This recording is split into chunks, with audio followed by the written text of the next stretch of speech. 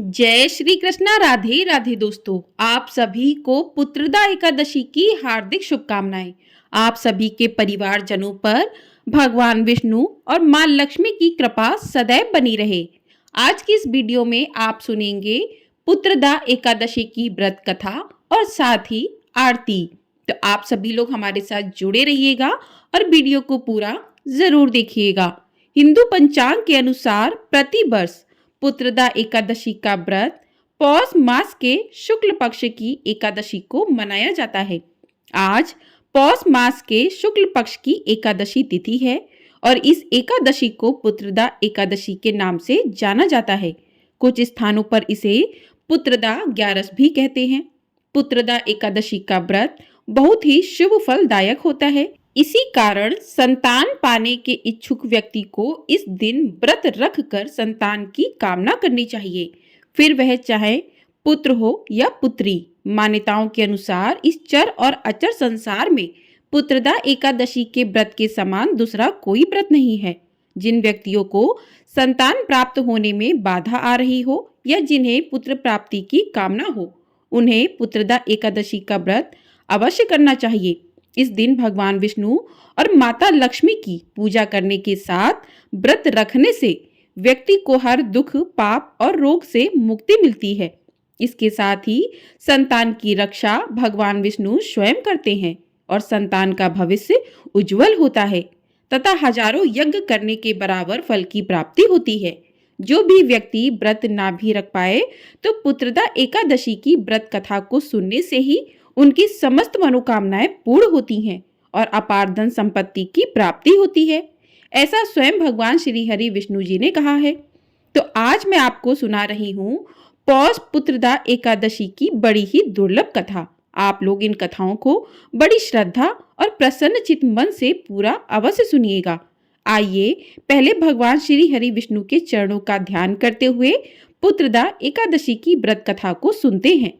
भगवान श्री कृष्ण जी के चरणों में अर्जुन ने प्रणाम कर श्रद्धा पूर्वक प्रार्थना की और कहा, हे मधुसूदन, अब आप मुझ पर कृपया करके पौष मास के शुक्ल पक्ष की एकादशी की कथा को सुनाइए तथा इस एकादशी का क्या नाम है।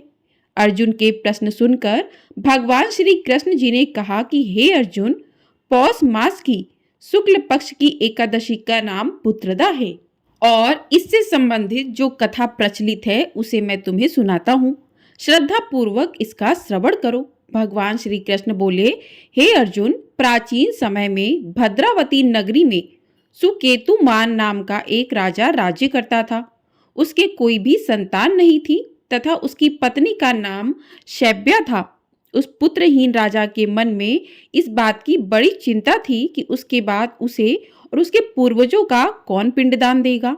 उसके पितृ भी व्यथित हो पिंड लेते हैं कि सुकेतुमान के बाद हमें कौन पिंड देगा। इधर राजा भी बंधु बांधव, राज्य, हाथी घोड़ा आदि से संतुष्ट नहीं था। उसका एकमात्र कारण पुत्रहीन होना था। बिना पुत्र के पितरों और देवताओं से उत्तरण नहीं हो सकते। इस तरह राजा रात दिन इसी चिंता में घुला रहता था। इसी चिंता के कारण एक दिन वह इतना दुखी हो गया कि उसके मन में अपने शरीर को त्याग देने की इच्छा उत्पन्न हो गई। किंतु वह सोचने लगा कि आत्महत्या करना तो महापाप है। अतः उसने इस विचार को मन से निकाल दिया। एक दिन इन्हीं विचारों में डूबा हुआ वह घोड़े पर सवार होकर वन को चल दिया। घोड़े पर सवार राजा वन में पक्षियों और वृक्षों को देखने लगा। उसने वन में देखा कि मृग, बाघ, सिंह, बंदर आदि विचरण कर रहे हैं। हाथी शिशुओं और हथनियों के बीच में विचर रहा है। उस वन में राजा ने देखा कि कहीं तो सियार कर्कश शब्द निकाल रहे हैं और कहीं मोर अपने परिवार के साथ नाच रहे हैं। वन के दृश्यों को देखकर राजा और ज्यादा दुखी हो गया कि उसके पुत्र क्यों नहीं है। इसी सोच विचार में दोपहर हो गई। वह सोचने लगा कि मैंने अनेक यज्ञ किए हैं और ब्राह्मणों को स्वादिष्ट भोजन भी कराया है, किंतु फिर भी मुझे यह दुख क्यों मिल रहा है। आखिर इसका कारण क्या है। राजा मन ही मन विचार करने लगा कि अपनी व्यथा किससे कहूं और कौन मेरी व्यथा का समाधान कर सकता है।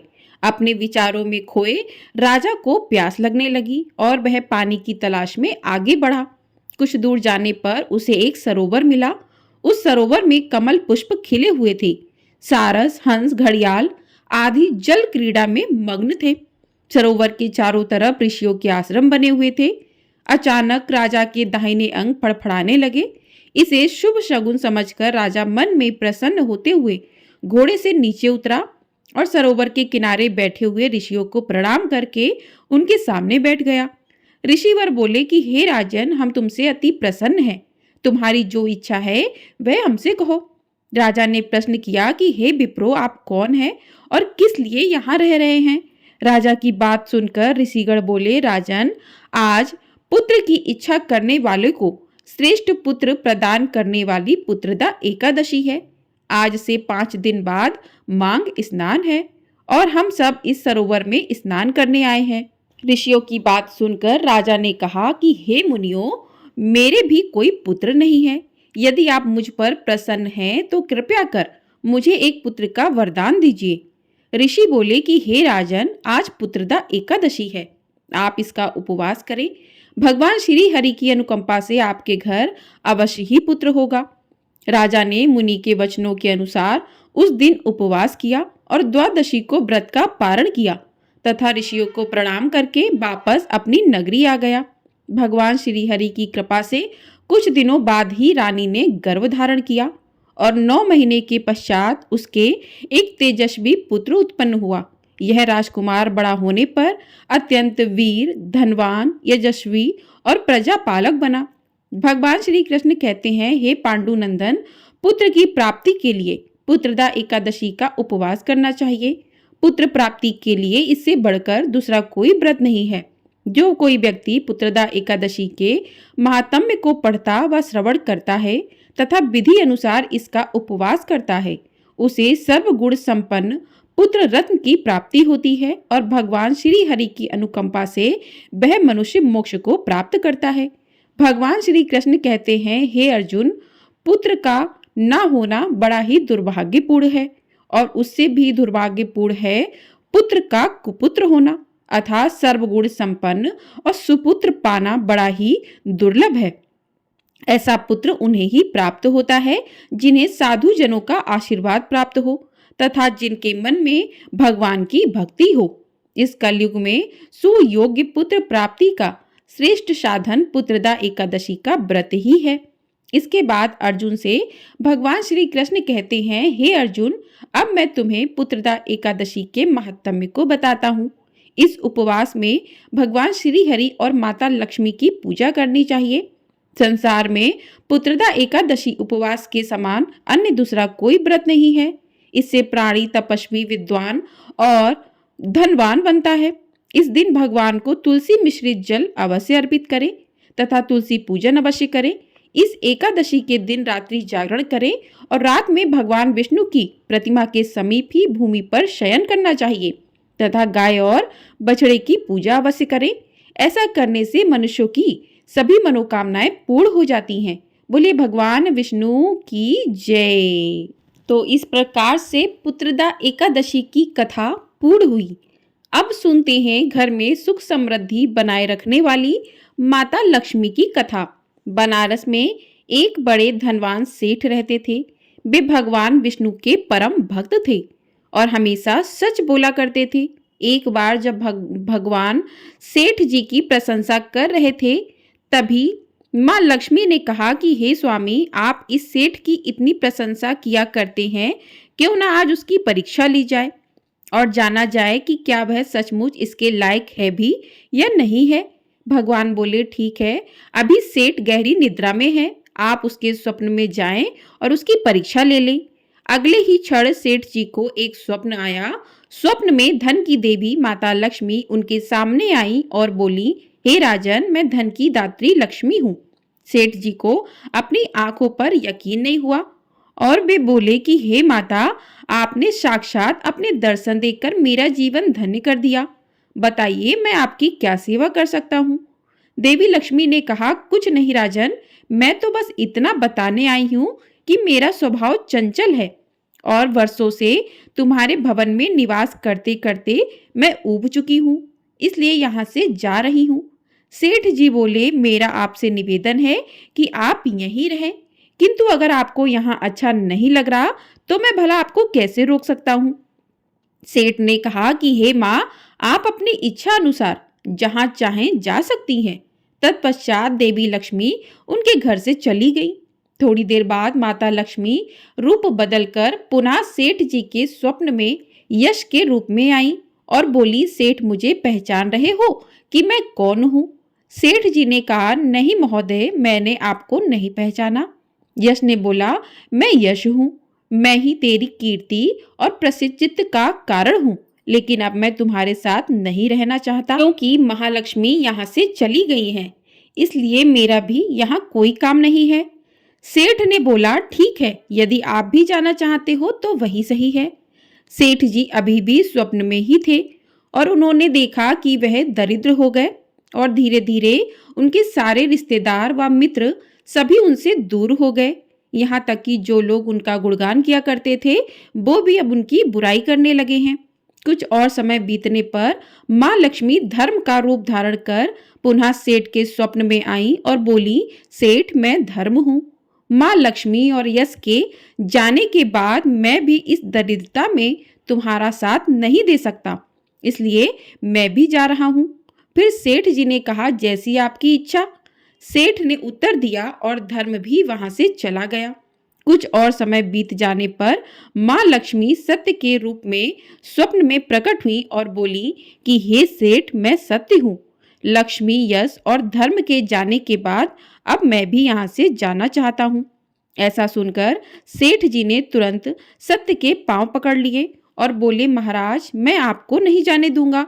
भले ही सब मेरा साथ छोड़ दे, मुझे त्याग दे, पर कृपया आप ऐसा मत करिए। सत्य के बिना मैं एक क्षण भी नहीं रह सकता। यदि आप चले जाएंगे तो मैं तत्काल ही अपने प्राण त्याग दूंगा। सेठ की ऐसी बातें सुनकर सत्य ने कहा, लेकिन तुमने बाकी तीनों को बड़ी आसानी से जाने दिया, उन्हें क्यों नहीं रोका?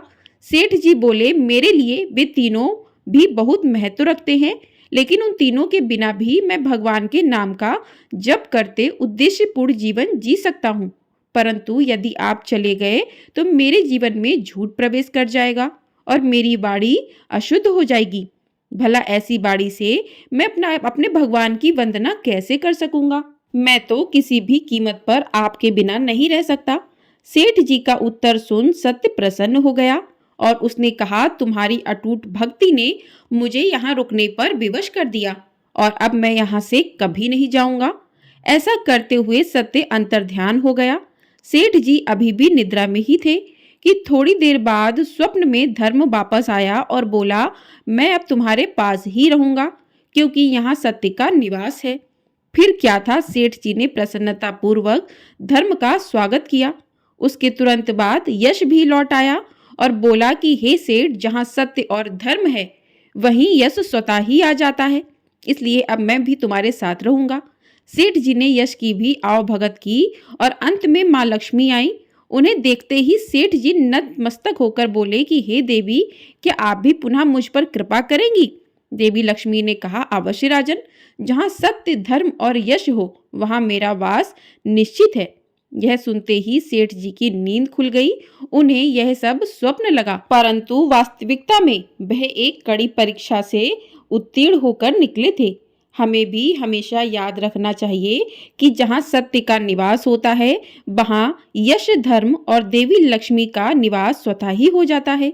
सत्य है तो सिद्धि, प्रसिद्धि और समृद्धि है। प्रेम से बोलिए लक्ष्मी नारायण भगवान की जय। बोले श्री हरि विष्णु की जय। बोली माता लक्ष्मी की जय। तो इस प्रकार से माता लक्ष्मी की कथा पूर्ण हुई। अब करते हैं भगवान विष्णु की आरती। ओम जय जगदीश हरे, स्वामी जय जगदीश हरे। भक्त जनों के संकट क्षण में दूर करे। ओम जय जगदीश हरे। जो ध्यावे फल पावे, दुख बिन से मन का। सुख संपत्ति घर आबे, कष्ट मिटे तनिका। ओम जय जगदीश हरे। मात पिता तुम मेरे, शरण गहूँ मैं किसकी। स्वामी शरण गहूँ मैं किसकी।